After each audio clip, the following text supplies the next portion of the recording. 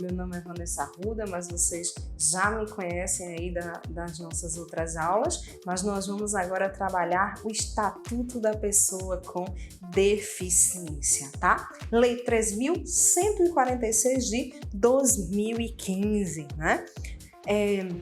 O Estatuto da Pessoa com Deficiência, ela tem a característica de proteger o que a gente vai chamar de pessoas dentro de uma vulnerabilidade, os vulneráveis, né?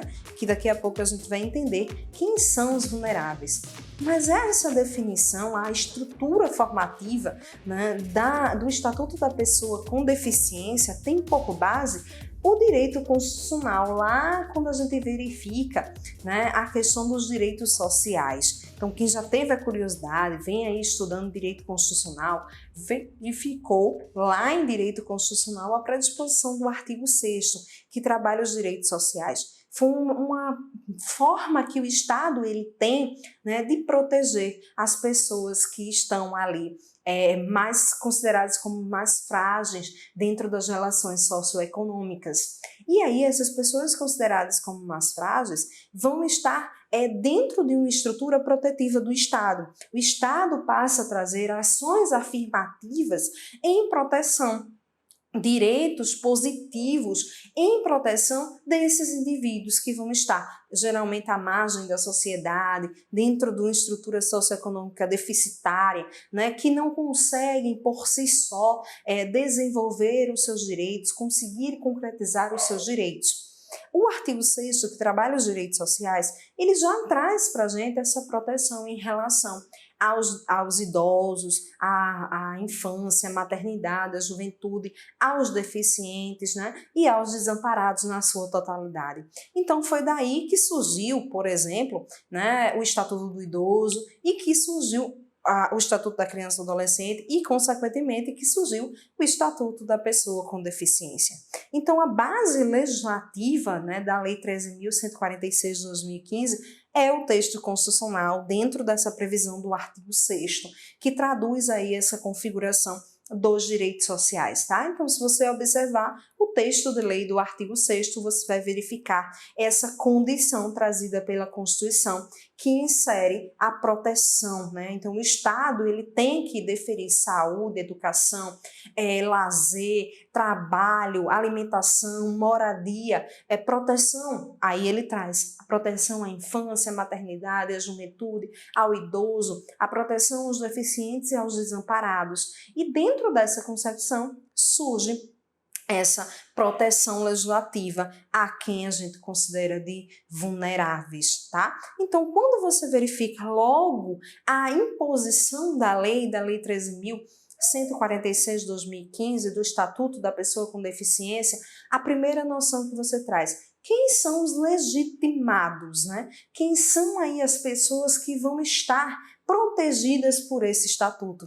E aí ele já edifica essa ideia de pessoas em estado de vulnerabilidade. E quem são as pessoas que estão no estado de vulnerabilidade? São aquelas pessoas que estão em uma situação socioeconômica diferenciada, né? De pessoas que possuem poucos recursos aí financeiros de modo a concretizar os seus direitos básicos, como saúde, educação, alimentação, moradia. E aí, para que o seu desenvolvimento ele seja de fato concretizado enquanto cidadão, é necessário que o Estado ele traga uma proteção maior.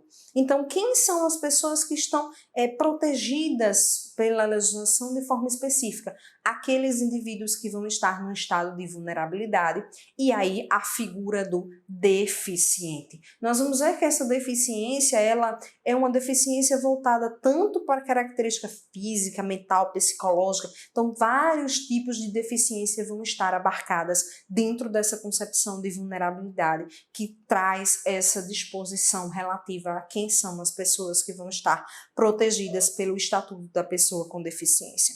Então, o primeiro ponto que a gente verifica, até mesmo antes de adentrar nos artigos que determinam a lei, é Para quem essa lei é voltada? Quem são os legitimados? Então a gente já sabe que são os deficientes, né, que estão dentro de uma situação aí considerada pelo legislador de estado de vulnerabilidade. Situação econômica de pessoas, socioeconômica, de pessoas com poucos recursos financeiros de moradia, para manutenção de moradia, educação, saúde, alimentação, para que o seu desenvolvimento enquanto cidadão ele aconteça. Então a gente já entendeu aí qual o caminho que essa lei ela toma em relação à característica aí de proteção aos vulneráveis, tá? Bem, pessoal, antes da gente adentrar nos artigos que compõem o Estatuto, eu já queria alertar vocês aí, tá? Nós vamos trabalhar inicialmente, vamos dividir o nosso conteúdo por partes, né? E a nossa primeira parte vai trazer o que a gente chama de disposições preliminares, que vai do artigo 1º até o artigo 9º da legislação, tá? E aí, eu inclusive nos slides vocês vão verificar isso, que está em negrito, inclusive em cor diferenciada, que vocês têm que ter uma atenção especial ao artigo 1º ao artigo 9º. O artigo 1º ao artigo 9º são o trecho, a gente pode dizer assim, que é mais cobrado em prova, é o conteúdo que vai ser mais cobrado dentro das questões que vocês irão responder, tanto nas provas anteriores como, consequentemente, nessa prova que você vai fazer agora, ao qual você está se preparando, tá? Então, tenha um cuidado ainda maior. Claro, a gente vai ver todo o conteúdo, todos os artigos presentes no Estatuto, mas vocês precisam ter um cuidado maior com esse trecho aí que vai do artigo 1º até o artigo 9º da Lei 13.146 de 2015, tá? E é do artigo 1º ao artigo 9º que a gente passa a trabalhar a partir de agora. Amores, nós falávamos que o Estatuto da Pessoa com Deficiência, ele traz uma proteção a um grupo específico que a gente vai chamar de um grupo de vulneráveis, que são as pessoas com deficiência. Então, qual é a finalidade do Estatuto, né? Em que momento ele vai trazer essa proteção, tá? Pessoal, o Estatuto, ele vai, dentro dos seus artigos, criar políticas específicas para tutelar as pessoas com deficiência. Então, a todo momento, a gente vai conceber dentro do conteúdo a ser trabalhado que esse estatuto ele vai trazer mecanismos, meios de proteção, de tutela. Tutelar significa proteger. Meios de proteção, de tutela às pessoas com deficiência. Além disso, esse estatuto ele vai prever um rol próprio de direitos fundamentais, tá? Ora, se eu for lá para a Constituição Federal, eu vou ver que a Constituição enumerou um conjunto de direitos fundamentais, que vão desde o artigo 5º até o artigo 17 da nossa Magna Carta, da nossa lei maior, da Constituição Federal. Então, inúmeros direitos estão ali relacionados em proteção a nós como sujeitos de direito que vivemos em sociedade, tá?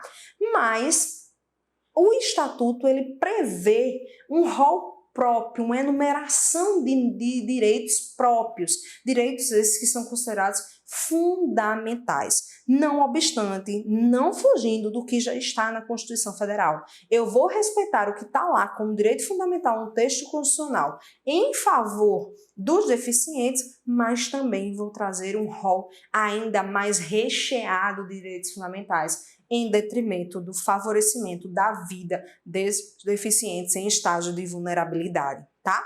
Então, eu já sei que eu vou ter políticas específicas para tutelar, para proteger o deficiente, mas eu também vou ter um rol de direitos fundamentais que vão estar, além dos que já estão na Constituição Federal, enumerados nesse texto para configurar aí direitos particulares em favor dos deficientes.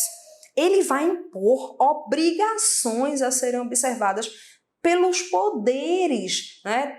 E especificamente pelo Poder Executivo, deveres que deverão ser cumpridos pelo Poder Executivo, pelo chefe do Poder Executivo em favor desses deficientes, mas também obrigações que a sociedade, nós, como pessoas, né, vamos considerar dessa forma, normais, né? Não que os deficientes sejam pessoas anormais, mas só para a gente fazer essa diferenciação. Nós que não somos portadores de deficiência, que temos toda a nossa característica física, mental, psicológica em boa qualidade de uso, vamos colocar assim, né? Então, nós como sociedade também temos obrigação em favor dos deficientes, tá? Em matéria dos deficientes. E também o Estatuto, ele tipifica condutas que podem ser praticadas por qualquer pessoa, condutas típicas que venham a ferir o bem jurídico tutelado em favor do indivíduo. Então, você vai ter ali condutas de direito penal, com punições que vão ser aplicadas quando o direito da pessoa com deficiência, esse direito venha a ser violado. Então, você também vai ter aplicabilidade dentro do direito penal, condutas que vão ser tipificadas como criminosas, que também vão estar instituídas nesse Estatuto da Pessoa com Deficiência.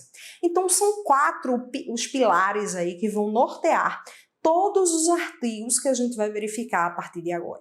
Primeiro, a criação de políticas específicas em favor das pessoas com deficiência, tutelando, protegendo essas pessoas com deficiência, o rol próprio de direitos fundamentais em favor dos deficientes, obrigações que deverão ser cumpridas pelo Poder Executivo e pela sociedade em favor das pessoas com deficiência e a tipificação de condutas que são consideradas violadoras de direitos particulares desses deficientes, no sentido de serem voltadas para o direito penal. Tá? Então, 4 pilares estruturam aí esse Estatuto da Pessoa com Deficiência. Bem, a gente viu os 4 pilares, né? E a gente verifica também a finalidade dessa norma. Quando a gente verifica logo o artigo 1º, né, dessa norma do Estatuto, já dá para a gente compreender qual a finalidade da norma. Mas, de fato, qual é a finalidade dessa norma? Quais são o que busca a norma? A gente já viu os 4 pilares estruturantes da norma, mas o que é que essa norma busca? Qual é a finalidade principal dela? Então, a gente vai, inclusive, pessoal, verificar palavras que a gente pode considerar como palavras-chave para nortear essa finalidade, tá? Ora, a gente verifica que a norma ela vai servir para assegurar e promover. Então, ela vai proteger o indivíduo, seja trazendo direitos que assegurem obrigações que assegurem direitos que são voltados para esses deficientes, como também a promoção, a aplicabilidade desses direitos dentro da sociedade em favor desses deficientes. Mas assegurar e promover a ideia inicial de igualdade. Então, a base principal, a finalidade principal é impor também a caracterização da igualdade, né? Claro que uma igualdade que a gente considera, inclusive, traduzindo o caput do artigo 5º, né? Porque o artigo 5º da Constituição vai dizer para a gente: todos são iguais perante a lei, sem distinção de qualquer natureza. O que significa dizer que o tratamento das pessoas no território nacional deve ser um tratamento igualitário, sem nenhum tipo de distinção. Tá? Mas isso é algo que a gente chama de igualdade formal, porque se a gente for observar o nosso dia a dia, dentro dos casos práticos que nos são apresentados na nossa vida em sociedade, essa igualdade baseada na lei, ela se torna bem diferente na aplicabilidade do nosso dia a dia. E aí é o que o legislador, o doutrinador vai chamar para a gente de uma igualdade material. Eu vou observar o caso em concreto e vou fazer com que ali seja imposto aquela caracterização de que eu vou tratar os iguais nas suas igualdades e os desiguais nas suas desigualdades. Então, essa igualdade que a gente traduz aqui no Estatuto é essa igualdade material. Eu tenho uma situação de desigualdade, o indivíduo ele tem uma deficiência que o impede de realizar algo, de fazer algo igual aos outros indivíduos. Mas eu, dentro dessa sua desigualdade, eu vou buscar impor igualdade. todos esses desiguais deverão ter um tratamento igualitário. É o que a gente chama de igualdade material. Então, assegurar e promover essa igualdade é uma finalidade específica dessa legislação. Buscar a aplicabilidade dos direitos fundamentais. Nós falávamos isso, inclusive, agora há pouco, que é base estruturante da norma a caracterização de que sejam previstos previsto um rol de direitos fundamentais específicos para os deficientes físicos. Então, a prevalência desses direitos fundamentais é importantíssima. E, para finalizarmos, finalidade dessa lei a inclusão social. Eu só vou ter a configuração da igualdade material que deve ser assegurada, que deve ser promovida no momento em que eu tiver a inclusão social desse indivíduo, no momento em que eu estiver verificando a aplicabilidade dos seus direitos dentro da sociedade. E aí eu vou ter, de fato, a aplicação da finalidade dessa norma, tá? Então, 4 aí são as palavrinhas-chave que a gente verifica, assim como 4 foram os pilares, tá? Assegurar e promover igualdade, aplicabilidade de direitos fundamentais e inclusão social, ok? Então, a gente verifica isso aí. Claro, pessoal, que essa base estruturante que a gente fala aí da finalidade da norma não só está na previsão da Constituição Federal, mas nós temos aí, né, a Convenção sobre Direitos das Pessoas com Deficiência, né, como sendo uma legislação específica. Inclusive, meus amores, eu coloquei aí para vocês verificarem que a Convenção sobre Direitos das Pessoas com Deficiência e o seu protocolo facultativo possuem status de emenda constitucional no nosso ordenamento jurídico. Se você estudou o artigo 5º, ou até mesmo para quem não estudou, lá no finalzinho do artigo 5º, o legislador ele traz para a gente que alguns tratados e convenções internacionais, eles podem ser considerados no território brasileiro como emendas constitucionais.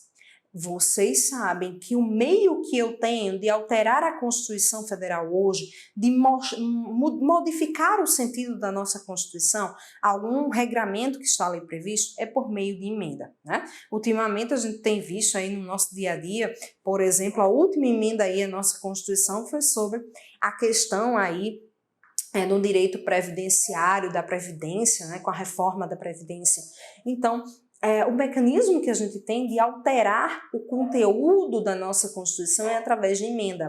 E aí o legislador diz que, dentro da situação aí dos tratados e convenções, né, desde que eles passem pela aprovação, né, do Congresso, com a possibilidade de serem aprovados aí com o quórum necessário, com os requisitos necessários, eles serão considerados como emenda constitucional. Tá? Então, o que nós temos aí é que a Convenção sobre Direito, né, das Pessoas com Deficiência e seu protocolo facultativo tem status de emenda constitucional no Brasil e tem a mesma validade de texto constitucional. É como se a Constituição, como se a Convenção valesse conforme vale os termos que estão descritos na nossa Constituição Federal, na nossa lei maior, tá? Então, tudo que está lá descrito funciona também para a gente e o Estatuto não tem só como base a Constituição Federal, mas também a questão da Convenção sobre Direito da Pessoa com Deficiência, certo? Bem, vamos agora adentrar nos artigos. O que é que eu falava para vocês? Que do artigo 1º até o artigo 9º dessa lei, nós temos um grau de importância absurdo, tá?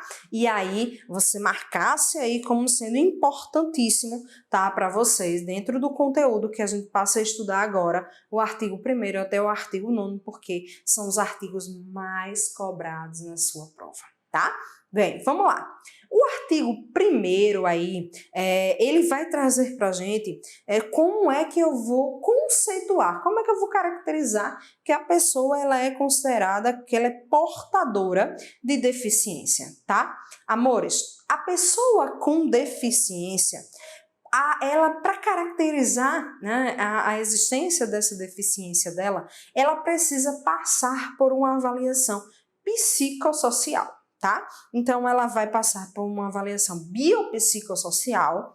Essa avaliação ela vai ser realizada por uma equipe multiprofissional e essa equipe multiprofissional ela vai dizer, de fato, que aquele indivíduo ele é portador de uma determinada deficiência e, consequentemente, vai estar aí caracterizada a sua deficiência, abrangido pelo Estatuto da Pessoa com Deficiência e de todos os regramentos nele instituídos, tá? Então, pessoal, como é que a gente verifica?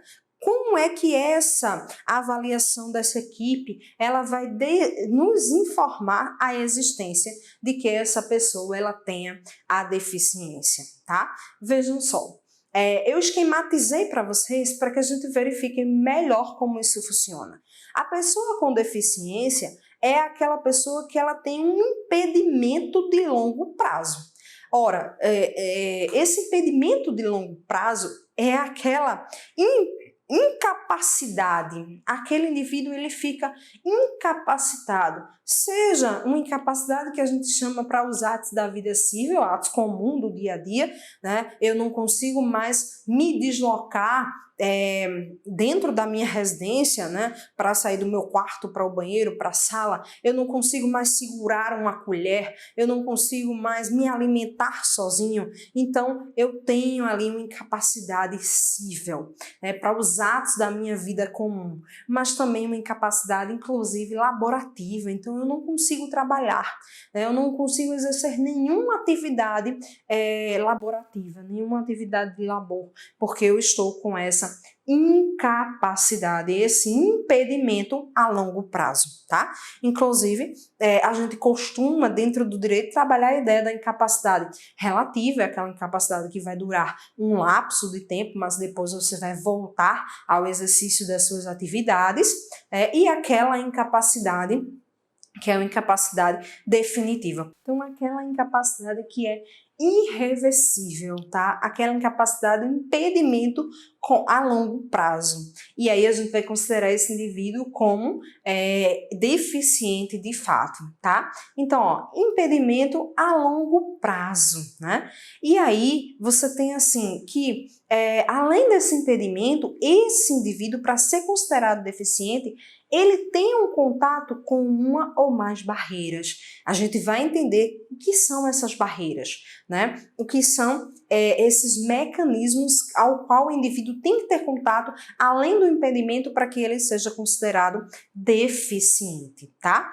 Esses impedimentos a longo prazo, pessoal, que vão fazer parte do critério de avaliação que a gente observou aí mediante a equipe multiprofissional, tá? Eles são de natureza física, de natureza mental, intelectual ou sensorial, tá? Então, 4 aí são os meios de impedimento levantados pela legislação. Então, impedimento físico, mental, intelectual ou sensorial aí geram a possibilidade de que o indivíduo, junto com a consideração de que ele tenha contato com uma ou mais barreiras, seja considerado aí como deficiente físico, tá? Bem, nesse detalhe aí, pessoal, dessa caracterização que a gente levantou aí de quem é a pessoa com deficiência, como ela vai ser, como o indivíduo de fato vai ser considerado como deficiente, tá? A gente tem 2 súmulas importantes, ambas do STJ, tá? Do Superior Tribunal de Justiça. A súmula 377 e a súmula 552, tá? Súmulas são decisões que vinculam outras decisões dentro do Poder Judiciário em relação a um determinado assunto. E essas 2 súmulas podem ser cobradas na prova de vocês, tá? A primeira súmula, ela fala do portador de visão monocular, tá? O que é o portador de visão monocular? É aquele indivíduo que tem a cegueira, mas ele é cego apenas de um olho, tá? Então, esse indivíduo que tem a cegueira monocular, ele tem direito de concorrer em concurso público às vagas reservadas a deficientes físicos. Então, ele também vai ser essa deficiência física dele, mas em um único olho também traz para ele em ser considerado deficiente e ele pode concorrer às vagas de deficientes físicos nos concursos públicos. A outra súmula é a súmula 552. Ela fala do portador de surdez unilateral. Veja só, diferentemente do portador de uma deficiência monocular, aquele que tem a cegueira em um único olho, aquele indivíduo que tem uma surdez unilateral, uma surdez parcial, ele escuta ele não consegue escutar por um único ouvido, né? Ele tem uma audição parcial, não se qualifica como pessoa com deficiência para o fim de disputar as vagas relacionadas a concurso público. Então, ó, é uma discrepância aí, né? O portador de deficiência monocular, cego de um único olho, tem cegueira em um único olho, ele vai ser considerado deficiente e ele concorre às vagas. Já o indivíduo que tem uma surdez parcial, uma surdez unilateral, ele não é considerado deficiente para concorrer às vagas de concurso público, tá? Então, a gente tem aí essa diferenciação. Duas súmulas aí bem importantes para a realização da prova de vocês. Memorizem súmula 377 e súmula 552, ambas do STJ. Muitas vezes a banca, ela não vai perguntar a você diretamente sobre a súmula, tá? Ela não vai dizer, ó, relativa à súmula 377, mas ela vai dizer, de acordo com o entendimento do STJ, de acordo com o entendimento do Superior Tribunal de Justiça, a cegueira monocular gera a caracterização de deficiência do indivíduo que poderá concorrer dentro das vagas destinadas em concurso público para deficiente físico. Beleza, vou marcar a assertiva como correta. Agora, se ela me traz, né, de acordo com o entendimento do STJ, o portador de surdez unilateral não se qualifica como pessoa como deficiência para o fim de disputar vagas de concurso público, assertiva também correta, ok? Então aí a gente verificou as duas súmulas que são de grande importância para a realização da prova de vocês, tá? Na nossa próxima missão a gente volta ainda dentro da previsibilidade do artigo 1º, do artigo 2º, tá? Dessa característica aí da nossa provinha aí do nosso relativa ao estatuto da pessoa com deficiência. Até a nossa próxima missão.